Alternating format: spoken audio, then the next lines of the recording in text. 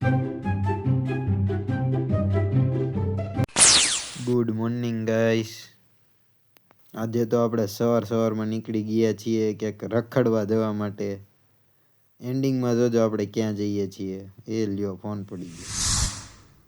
હવે આ તો અત્યારે તો પહોંચી ગયા છીએ ભોળાનાથના મંદિરે ભાઈબંધ પાસે, કેમ કે એની ગાડીમાં આપણે જવાનું છે ભાવનગર બાજુ. હજી તો પછી તો મિત્રો હવે આપણે નીકળી ગયા છીએ ભાવનગર તરફ જવા માટે. હવે આપણે ચડી જશું હાઈવે નંબર 51 ઉપર, બરોબર. અહીંથી ડાયરેક્ટ 51 નંબરના હાઈવે ઉપર જશું આપણે. હા, પહોંચી ગયા હાઈવે ઉપર ને હવે આપણી ગાડી છે સીધી ભાઈબંધના રૂમે.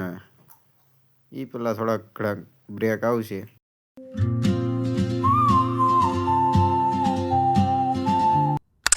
તો મિત્રો આપણે પહોંચી ગયા છીએ પેટ્રોલ પંપે. ભાઈબંધની ગાડીમાં ખૂટી ગયું હતું પેટ્રોલ. હજી પણ એ જોવે છે, જો તમે અંદર પેટ્રોલ આવ્યું કે નહીં, ઓલે નાખી દીધું તોય. હવે મિત્રો આપણે પેટ્રોલ પુરાઈને નીકળી ગયા છીએ ભાવનગર તરફ જવા માટે.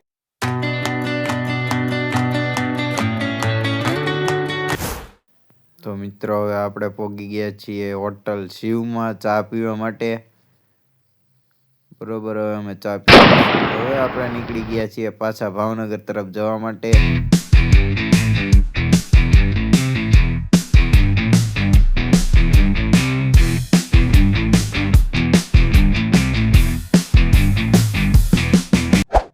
તો મિત્રો હવે આપણે પહોંચી ગયા છીએ ટોલ નાકે, બરોબર. પણ આપણે ઓલી બાજુ જોશું તો થોડાક માસી ઊભા હશે અહીંયા. તો મિત્રો હવે તમને પણ દેખાડીએ માસી કેવાક હોય, બરોબર. વ્લોગમાં બન્યા રહેજો મિત્રો આગળ સુધી. તો આપણા કહેવા પ્રમાણે માસી થોડાક મળી ગયા છે આપણને. આપણી પાસે માગે છે પૈસા, આપણી પાસે પૈસા જ નથી. મામલો પતાવીને આપણે નીકળી ગયા પાછા ભાવનગર તરફ જવા માટે ટોલ નાકું ટપીને. તમે જોઈ શકો છો આ બધી આવી છે ફેક્ટરી. આ આપણા ભાઈબંધ પણ હવે આપણી હારે થઈ ગયા છે, બંને ભાઈબંધ મિત્રો. આ જો ડમ્ફર કેમ, આ ભાઈબંધ જો કેવો સાઈડ કાપીને ગયો. હજી પણ આવે છે, જો તમે. આ છે નેશનલ હાઈવે નંબર 51.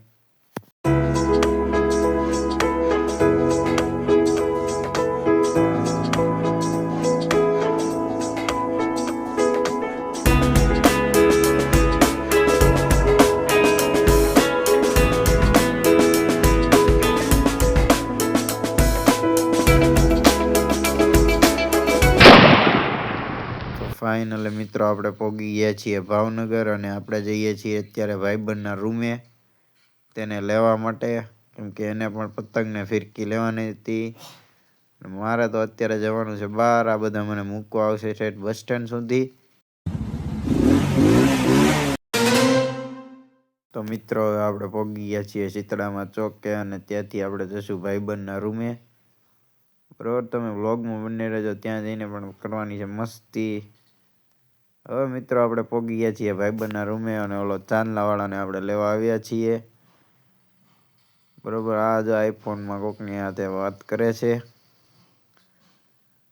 મેં કીધું તું ને કરશું થોડીક મસ્તી, તો આ બેનને કરવા માંડ્યા થોડીક મસ્તી. તો જે ભાઈબંધને લેવા આવ્યા તે ભાઈબંધ કરવા માંડ્યો એનો થેલો પેક. હવે મિત્રો આપણે નીકળી ગયા છીએ બસ સ્ટેન્ડ તરફ જવા માટે, કેમ કે આપણે જવાનું છે બહાર. અને હમણાં તમે જોઈ શકશો અમારા ભાવનગરમાં તમે બધી જ જગ્યાએ એકલા પતંગ ને ફિરકી જ મળતી હશે. આ પ્રમાણે તમે જોઈ શકતા હતા કે દુકાન હતી ત્યાં ફિરકીની ને પતંગની ને એની બધાની. હવે મિત્રો આપણે પહોંચી ગયા છીએ બસ સ્ટેન્ડે, બરોબર. આ ક્લિપ અત્યારે મારા ભાઈબંધે ઉતારેલી છે ભાઈ. આપણે તો આપણા ફોનમાં ક્લિપ ઉતારતા હતા. એ ભાઈબંધ મને મૂકીને જતો રહ્યો છે હવે, અને આપણે લઈ લીધી થોડીક બસ સ્ટેન્ડની વિઝિટ. તમે જોઈ શકો છો આવું છે અમારા ભાવનગરનું બસ સ્ટેન્ડ. આપણી બસ હજી 1:30 વાગે છે, બરોબર.